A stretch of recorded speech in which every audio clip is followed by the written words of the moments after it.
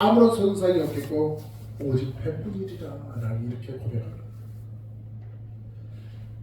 이 바울의 담대함은 어디에서 나온 것일까? 과연 바울이 객기를 부리고 있는 것일까? 23절에 그는 이렇게 얘기합니다. 내가 속한 바 곧 내가 섬기는 하나님의 사자가 어젯밤에 내 곁에 서서 말을 했는데 바울아 두려워하지 말아라. 네가 가이사 앞에 서야 하겠고 또 하나님께서 너와 함께 항해하는 자를 다 너에게 주셨다 하였으니 그러므로 여러분이여 안심하라. 나는 내게 말씀하신 그대로 되리라고 하나님을 믿노라. 아멘. 이렇게 고백했습니다. 여러분이 살아가는 그 삶 속에 많은 어려움이 있고 아까 얘기했던 그런 수많은 나의 삶 속에 있는 적신이나 뭐 이런 내가 얘기했던 성경에 나와 있는 그 모든 것을 여러분들이 그러한 상황을 내가 직면해 있을 때 주님이 분명히 나와 함께 하신다는 그 확신을 내가 붙들고 섰을 때 그 두려움을 떨쳐낼 수 있는 그 믿음으로 나아가셔야 한다. 그 두려움에 내가 사로잡히게 되면 그것은 마귀의 발이 될 수밖에 없는 것입니다.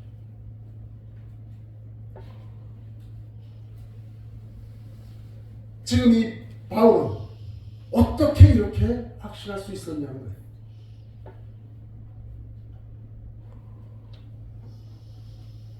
바울은 하나님을 믿노라. 그의 이 모든 것은 바로 하나님을 알았는데 그 하나님은 내가 체험적으로 알고 있는 그 하나님임을 바울은 고백합니다. 분명히 여러분이 살아가는 그 삶 속에 하나님께서 나에게 역사해 주신 그것을 체험적으로 경험하신 분명히 그러한 것들이 있을 것입니다. 그런 것이 있는데도 내가 흔들린다. 여러분 그때를 꼭 기억하십시오. 하나님께서 나와 함께 하셨었던 하나님이셨는지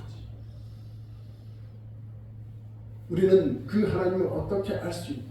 그것은 첫 번째는 성령께서 우리를 조명시켜 준다는 것입니다. 에베소서 1장 17절에 그렇게 말씀이 기록하고 있습니다. 우리 주 예수 그리스도의 하나님 영광의 아버지께서 지혜와 계시의 영을 너에게 주시고 하나님께서 알게 하신다.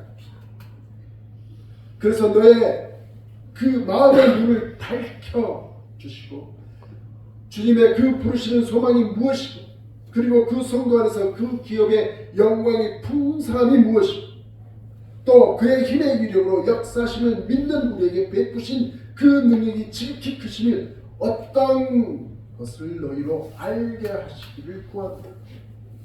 그러니까 여러분이 생각지 못한 그런 일들을 하나님께서 함께해 주셔서 그것들을 이겨내고 그것들을 승리하게끔 만든 그 하나님은 성령님께서 여러분들의 그 마음에 밝히 알게끔 해주신다. 하나님께서 알게 해주신다. 하나님께서 함께해 주신다는 것입니다. 아멘. 둘째는 우리가 하나님께서 주시는 그 말씀을 순종해 나갈 때 우리는 하나님을 경험적으로 알게 됩니다. 그리고 순종을 하되 끝까지 순종을 통해 우리는 승리할 수밖에 없는 그러한 삶으로 나아가게 될 것이라는 것입니다.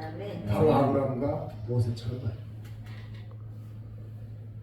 우리가 복음을 다시 들어야 하는 그 두 번째 이유는 안위함을 얻기 위해서라는 것입니다. 12절에 너희 가운데서 너희와 나의 믿음으로 말미암아 피차 안위함을 얻으려 합니다. 말씀하신 것처럼 이 복음에 우리는 안위함을 얻게 하기 위해서 우리는 다시 복음을 들어야 한다는 것입니다. 영어로 표현하면 comforted라고 얘기하죠. 이것은 위로하다, 격려하다 이런 뜻입니다. 지금 이 사도 바울은 이 로마 교회의 성도들에게 격려하기 위해서 로마서를 기록하고 있습니다. 저와 여러분도 살아가는 그 삶 속에 위로가 필요하다는 것입니다. 칭찬이 필요하다는 것입니다. 혹시 여러분들 신앙생활하다 이런 생각해 본 적은 없으십니까? 내가 꼭 이렇게 살아야 되나? 이렇게까지 신앙생활을 해야 하나? 대충 하면 안 될까? 하는 이런저런 생각이 들 때가 있을 수 있습니다. 그럴 때마다 여러분은 어떻게 하고 계십니까? 그냥 막 살아버리십니까? 아니면 하는 것도 안 하고 좌절하고 낙담하고 계십니까? 아니면 반대로 무엇으로 여러분은 승리하고 계십니까? 어떻게 하면 우리가 위로를 받을 수 있습니까? 무엇이 위로가 되고 격려가 되는 것입니까? 바로 하나님의 말씀, 이 복음이 우리에게 위로가 되고 격려가 되는 것입니다. 세상 사람들이 주는 그 위로와 격려는 한계에 달할 수밖에 없습니다. 바울은 자신이 어떻게 하나님으로 인해서 이 안염을 받게 되었는지 그는 또 말씀합니다. 고린도후서 11장 23절에 자기는 하나님의 일꾼이 되어서 정신없는 사람이라고 이런 소리도 듣게 되었고요.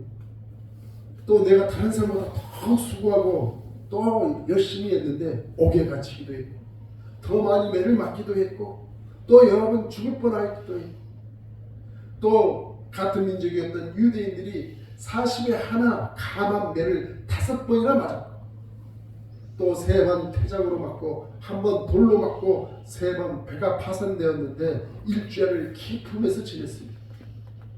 여러분 여에게 강의 이용과 강도의 이용과 또 동족의 이용과 이방인의 이용과 시내의 이용과 광야의 이용과 바다의 이용과 거지 정죄 중에 이용을 당하고 또 수고하고 애쓰고 여러 번 자지 못하고 줄이며 굶주리고 또 여러 번 굶고 춥고 헐벗었노라 그런 겁니다. 이러한 상황에 있었던 이 바울은 어떻게 이겨나가고 하나님께 영광을 돌리며 살 수 있었어요? 그것은 바로 바울에게 있었던 복음 때문이었다는 것이죠. 이 복음이 바울로 하여금 산 소망이 끊어질 것 같은 이 상황 속에서도 바울은 넉넉하게 이기게 만들었다. 그것으로 인해서 로마 교회 성도들에게 이 복음을 전하고자 했다는 것이죠. 바울의 마음이 느껴지죠. 아까 좀 전에 우리가 함께 읽었던 그 말씀처럼 로마서 8장 35절로 39절에 있는 것처럼 그리스도의 사랑에서 끊을 수 있는 자가 아무도 없다는 것입니다. 그 복음으로 인해서 우리 모두는 위로가 격려가 필요한 이들에게 이 복음의 안이자 복음의 격려자가 되어야 합니다. 그래서 남편, 아내 또 자녀 성도들 간에 서로 복음으로 격려하게 되는 저와 여러분이 되기를 축복합니다. 네. 여러분 잘 알고 있는 신창원이라는 사람 있죠. 도둑에 그리고 옥을 탁쳤던 그 신창원. 이 사람이 엄상희 변호사가 이 신창원에 대해서 글을 좀 썼어요. 그가 했던 말을 인용하는 게 있는데 그는 이렇게 신창원은 이렇게 고백했다고 해요.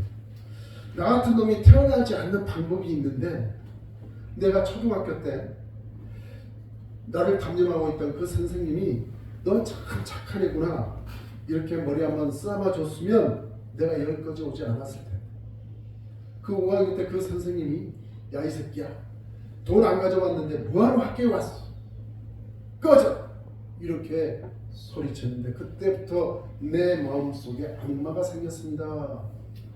신창원이가 그랬다는 거예요. 제가 목회자라고 하지만 저희 기독 천주교 중에 좀 유명한 신부님이 있어요. 그분이 간혹 이렇게 셔츠로 나오는 곳에서 그분이 하시는 말씀 중에 자신이 만났던 어떤 사람들이 나중에 장소에서 자기를 찾아와서 저 변호사가 됐어요. 제가 세상에서 뭔 일을 하는 어떤 의사가 됐어요. 이런 사람을 만났어요. 근데 그 사람들이 자기를 통해서 듣게 되었던 그 말을 전하게 했는데 무슨 말을 들었냐면 어렸을 때 그 천주교 신부님이 와가지고 너 이렇게 손성옥수 이렇게 손가락으로 이렇게 하는 거 보니까 나중에 참 훌륭한 음악가가 될 수 있겠구나. 그 말을 듣고는 음악에 그렇게 열심히 노력을 해서 이렇게 유명한 피아니스트가 됐다고 고백을 하더래요. 또 어떤 아이에게는 이 사람이 이렇게 얘기했다는 거죠. 너 참 똑똑하구나. 공부를 잘해. 열심히 해서 너 하고 싶은 거 하는 사람이 됐으면 좋겠다. 그 마음을 그 아이가 듣고 나중에 국제 변호사가 돼서 이 천주교 황창이십니까? 그분한테 이렇게 찾아와서 그 얘기를 하더라고요. 어렸을 때 그 아이가 격려가 되는 말, 그 아이가 큰 꿈을 가질 수 있는 말을 듣는 그 마음속에 엄청난 그 사람의 에너지가 발산할 수 있게끔 만들었다는 것이죠. 우리들의 그 뱉어지는 그 말이 남에게 위로가 되고 격려가 되는 그 말도 참 중요하다는 것을 오늘 이 사례를 들면서 저도 많이 느끼게 되었습니다. 되는 교회요, 되는 가정이요, 뭔가 참 될 것 같은 그 모든 것은 서로 사랑하고 서로 칭찬하고 서로 격려가 있었다는 것입니다. 이제 세 번째로 로마 교회에 다시 이 복음을 드려야 할 그 이유를 설명했는데 그것은 바로 열매 맺기 위해서라는 거예요. 내가 열매 맺기 위해서 했는데 내가 너희들을 이렇게 달려가고자 하는 것은 그렇게 하고 싶었는데 지금까지 길이 막혔는데 이렇게 편지를 쓴다면서 그런 일. 우리의 삶 속에 행복답게 느껴지지 못하는 그 이유는 뭔가 열매를 맺지 못하고 있기 때문에 그렇습니다. 우리 그리스도인들이 행복하지 않는 그 이유는 달리 이유가 없어요. 열매를 맺지 못해서 그렇다는 것입니다. 그래서 괜히 죄 없는 남편, 아내, 자식들에게 성질 부리는 우리들을 발견할 수밖에 없어요. 개인이나 가정이나 교회가 행복하고 건강한 교회가 되려면 뭔가 열매를 맺고 있어야 한다는 것이죠. 어떻게 열매를 맺을 수 있을까? 그것은 바로 복음이 우리로 하여금 열매를 맺게 한다는 것입니다. 지난주에도 얘기했던 것처럼 요한복음 15장에 보면 우리 주님이 포도나무요, 우리는 그 포도나무에 가지라 이렇게 얘기해요. 그러면서 내 안에 거하라, 너희 안에 나도 거하리라. 가지가 포도나무에 붙어있지 않으면 스스로 열매를 맺을 수 없음 같이 너희도 내 안에 있지 아니하면 그러하리라. 나는 포도나무요, 너희는 가지. 그가 내 안에 내가 그 안에 거하면 사람이 열매를 많이 맺나니 나를 떠나서는 너희가 아무것도 할 수 없음이니라. 무슨 말이냐면 복음 되신 예수 그리스도와 친밀해야, 복음 되신 예수 그리스도에게 붙어 있어야만 하고, 그래서 그 열매들을 맺어지게 되는데 내가 열심으로 맺을 수 없다. 갈라디아서 5장 22절에 여러분도 잘 알고 있을 것입니다. 오직 성령의 열매는 사랑과 희락과 화평과 오래 참음과 자비와 양성과 충성과 온유와 절제니 이 같은 것을 금지할 법이 없습니다. 성령의 열매는 바로 포도나무의 무한한 에너지가 된다는 것입니다. 이 에너지를 통해서 포도나무에 가지된 우리들은 더욱 예수를 나타내는, 그리고 예수를 증거하는 풍성한 열매를 맺는 가지가 될 것이다. 그래서 사도 바울은 빌립보서 4장 13절에 고백하지 않습니까? 내가 좋아하는 구절입니다. 내게 능력 주시는 자 안에서 내가 모든 것을 할 수 있습니다. 여러분들이 모든 것을 할 수 있어요. 그 모든 것을 할 수 있는 게 바로 내게 능력 주시는 자, 그 예수님 앞에 딱 달라붙어 있으면 나는 모든 것을 할 수 있다고 말씀하고 계시다는 것입니다. 이제 우리가 복음을 드려야 하는 마지막 네 번째는 바로 복음의 능력을 알게 하기 위함이다. 복음의 능력. 저는 여러분이 복음의 능력을 경험했으리라고 믿습니다. 그렇다면 여러분이 믿는 그 복음의 능력은 어떤 경험이냐는 거예요. 제일 첫 번째 꼽을 수 있는 것은 구원이겠죠. 구원. 이 구원의 능력은 교리적인 구원의 능력으로 끝나서는 안 된다는 것입니다. 오늘 본문 16절에 말씀하고 있죠.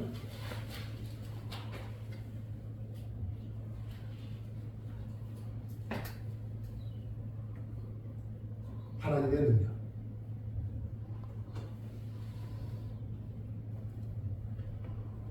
복음은 바로 하나님의 능력입니다.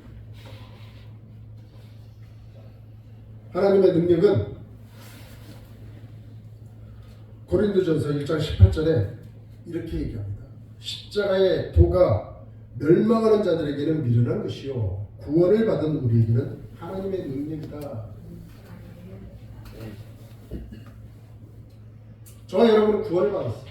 그게 바로 하나님의 능력으로 이렇게 되었다는 것입니다. 그러면서 21절로 23절까지 보면 하나님의 지혜에 있어서는 이 세상이 자기 지혜로 하나님을 알지 못하므로 하나님께서 전도에 미련한 것으로 믿는 자들을 구원하시기를 기뻐하셨다 이렇게. 여러분 우리들이 남에게 전하는 그 전도가 하나님께서 미련한 것이라고 표현을 하고 있어요. 미련한 것. 세상 사람들이 볼 때는 정말 천하에도 없는 미련한 것이에요. 세상 사람들이 우리에게는 큰 능력이 되지만 그들은 말도 안 되는 거예요. 그러니까 전도의 그 미련한 것으로 하나님께서 그 믿는 자들을 구원하시기를 기뻐하시다고 얘기하시면서 23절에 우리를 십자가에 못 박힌 예수 그리스도를 전하니 유대인에게는 거리끼는 것이요. 왜요? 예수님 십자가에 못 박은 자들이 유대인이었기 때문에 그들에게는 거리끼는 것이요 이방인에게는 미련한 것이라고 돼. 아까도 얘기했던 것이지만 그 전도 하나님을 믿는 그 믿음이 십자가를 지고 우리의 죄를 모든 것을 다 지고 돌아가신 그 예수님을 전하는 그것인데 이게 그들에게는 미련한 것이라. 그러나 오직 부르심을 받은 자들에게는 유대인이나 헬라인이나 그리스도는 하나님의 능력이요 하나님의 지혜이라 이렇게 얘기합니다. 바로 하나님의 능력, 하나님의 지혜, 그것은 바로 복음 되신 예수 그리스도라는 것이죠. 그러면서 또 하나님의 의가 나타난다고 합니다. 고린도후서 5장 21절에 보면 하나님이 죄를 알지 못하신 이를 우리를 대신하여 죄를 삼으신 것은 우리로 하여금 그 안에서 하나님의 의가 되게 하려 하심이라. 하나님의 의가 바로 예수 그리스도를 내가 갖고 있으면 하나님의 의가 그렇게 나타납니다. 이것은 율법으로 되는 것도 아니고 믿음으로 하나님의 의가 되게 하신다는 것입니다. 그래서 믿음, 그래서 복음, 그래서 그 복음을 증거하는데 우리의 믿음을 그 순종으로 나타나게 되면 바로 이 모든 것들이 구원의 열정, 구원의 반석, 모든 것들이 이루어지게 됩니다. 그래서 사도 바울은 로마 교회에 있는 그 성도 개인 그리고 그 로마 교회 그 공동체 안에 이 복음을 너희가 꼭 다시 들어야만 한다. 그래야 너희들이 견고해지고 그래야 너희들이 안위를 받을 수 있으며 그래야 너희들이 열매를 맺을 수 있으며 그래야 복음의 능력으로 살아갈 수 있게 된다고 지금 사도 바울은 로마 교인들에게 얘기하고 있는 것입니다. 지금 사도 바울은 또한 우리들에게도 이 복음의 능력을 힘입어 살아가라고 말씀하고 있다는 것입니다. 너무도 잘 알고 있는 이 복음의 그 말을 우리는 알고 있지만 그 복음의 확신에 과연 저와 여러분은 살아가고 있느냐는 것이 무엇보다도 중요하다는 것입니다. 이 거룩한 주일 우리 하나님께서 너희가 이 복음을 다시 들어야만 하는 이유가 있는데 그 이유가 무엇인지 한번 잘 상고해보라고 오늘 저를 통해서 여러분들에게 말씀을 들려주는 것 같습니다. 사랑하는 여러분, 우리는 우리 힘으로 되는 것이 없는 것을 너무도 잘 알아요. 그렇다면 그냥 넉넉히 아무것도 안 하고 있을까요? 우리는 하나님을 향해 예배를 드리고 기도를 하고 믿음으로 순종을 하고 그 뭔가를 하나님 앞에 내어보일 때 그것은 바로 나의 모든 것 되신 그 주님이 나는 죽고 예수만 내 안에서 나타나게 하려는 그 삶으로 살아가게 될 때 모든 것은 이루어지게 되어 있다는 것입니다. 분명히 하나님은 말씀하십니다. 믿음이 없이는 하나님을 기뻐하지 못하게 만든다고. 여러분 이 복음을 나의 믿음으로 확신을 가지고 살아가는 그 삶 속에 복음의 놀라운 능력으로 열매를 맺으며 하나님께 영광 돌리게 되는 저와 여러분이 되시기를 다시 한번 주님의 이름으로 축복합니다. 기도하시겠습니다. 사랑과 우리가 봉사하시는 하나님 아버지 감사합니다. 우리가 복음을 다시 들어야만 그 이유가 분명히 있지. 하나님, 우리는 복음을 정말 가지고 있으면서도 그 복음의 능력을 행사하지 못하고 살아가는 순간순간들이 있습니다. 하나님, 다시 한번 저희를 붙들어 주셔서 다시 한번 복음의 그 능력으로 만천하에 하나님을 살아계심을 증거하며 살아가거든 저희들의 삶이 되게 역사하여 주시옵소서. 다시 한번 믿음으로 많은 열매를 맺으며 우리의 삶 속에 행복이 넘쳐나게 되는 그 모든 것의 주 원인이 된 예수 그리스도 안에 꼭 붙어 살아가는 그 삶으로 하나님 함께하여 주옵소서. 감사를 드리며 예수님의 이름으로 기도드리옵나이다. 아멘. 우리 준비한 일을 예수로 나의 구주 삼고로 찬양하시면서 주님을 함께 올리도록 하겠습니다.